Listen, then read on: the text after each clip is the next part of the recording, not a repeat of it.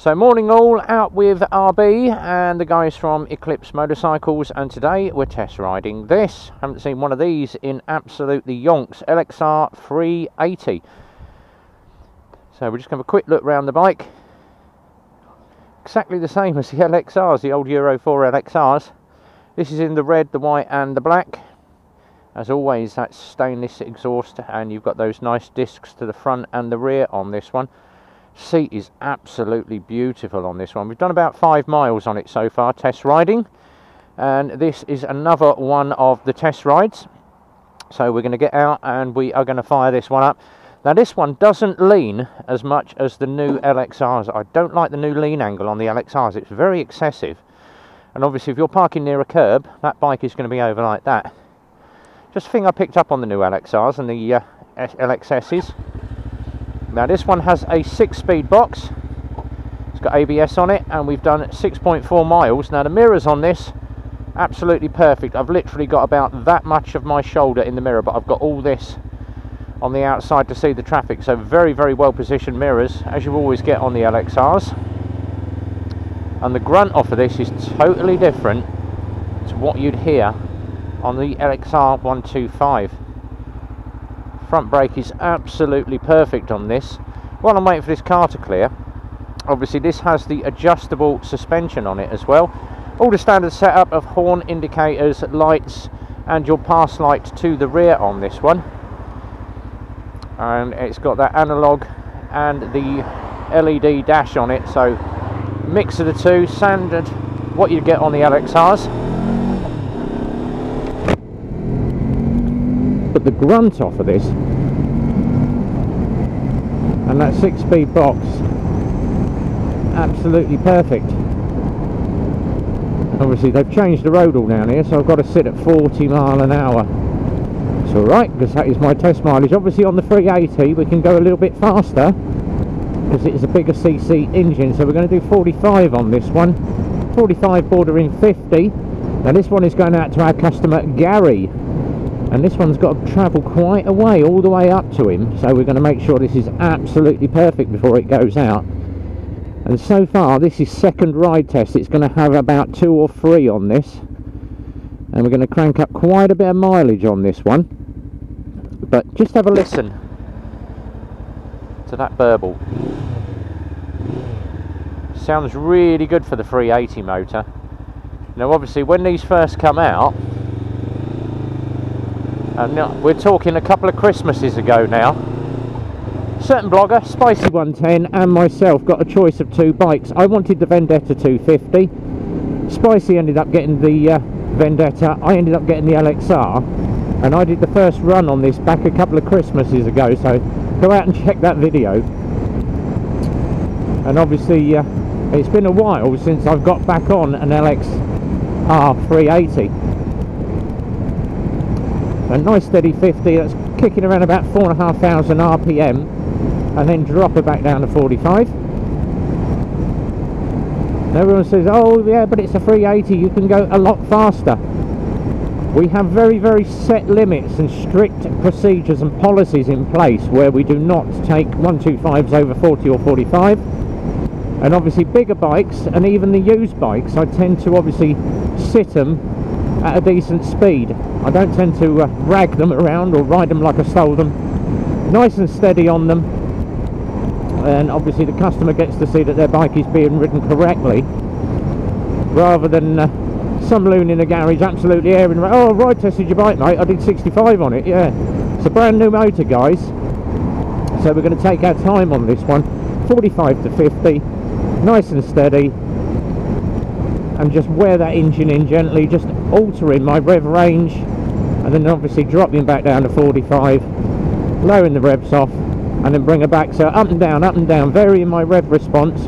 But I always say get through the gearbox as quick as you can with the lowest revs you can, and then get the power on from top gear. Now the only thing that we have picked up on this bike when it was on the first road test, and you can just about see it down there, I've got an ABS light on, and it's one of the ABS sensors on the rings, so that's got to come in and have a scan, but it is safe to ride, has been cleared before flight by the technicians. He said to me, yeah, as soon as we get it back in, we're going to scan it, we'll get the part ordered. So that's the only issue. We've picked up all the bars, all the clutch, everything, and the engine runs absolutely sweet, as we've done 8.5 miles on it so far.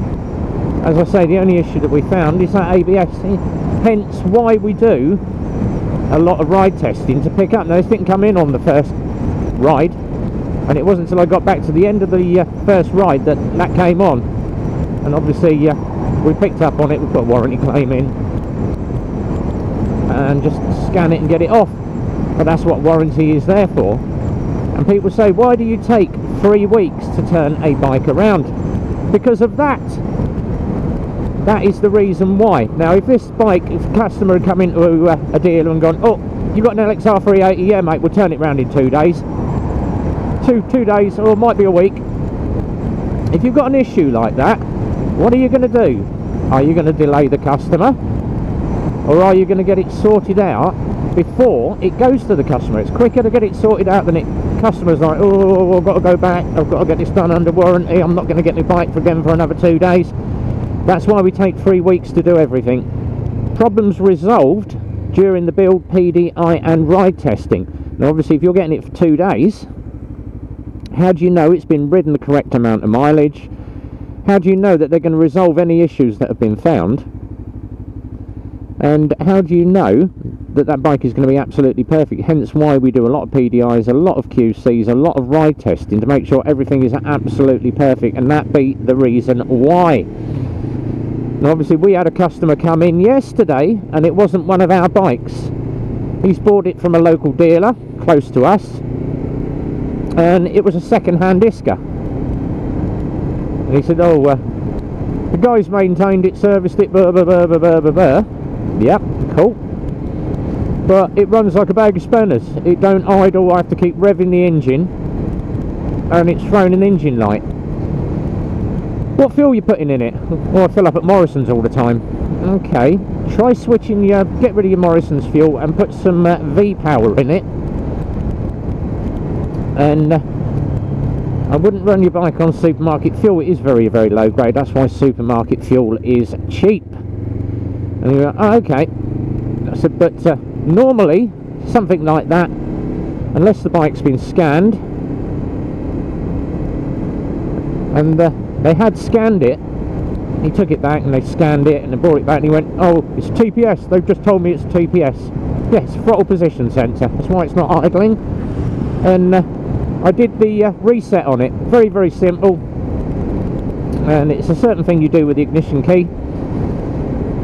And that is in your handbook. Well, most garages know how to do it, just to reset the bike.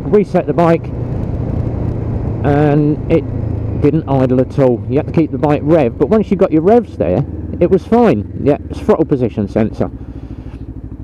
Where do I get one? Because obviously I've got no warranty on the bike. Well, you can order from CMPO. Been there, done that. No parts in stock. Well, stick it in the wish list. Unfortunately, unless you want to go on eBay or phone around the dealers to see if someone's got one, you're not going to get one. But parts at the moment are in high demand, and obviously with COVID, another lockdown in China, stuff coming out of the ports being charged absolutely stupid money. It's not Lexmoto's or Honda's or Yamaha or Kawasaki's problem. It's just the simple fact that no one can get any parts, and it goes for Kawasaki's as well. I'm trying to source parts for absolutely ages for certain bikes and we just can't get them. But obviously gave him some advice. He was well happy. He's gone away a happy bunny. But I always say, if you get stuck for parts and you don't want to go down the main dealer, you want to do it yourself, CMPO, Chinese Motorcycle Parts Online, which is the parts company of Lexmoto, and most of their stuff is in stock. So, end of the ride test, 10.5 miles on the bike, happy, happy, happy. Still running well. Going to get this in, get it scanned, find out which sensor it is, get that changed under warranty.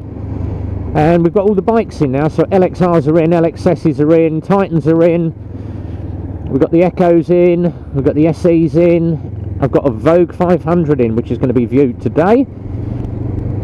If you're interested, click the link down the bottom, Eclipse Motorcycles mk.co.uk. Telephone number is 01908 643 603. If you enjoyed the video, comments as always, and until the next time we're riding out with RB,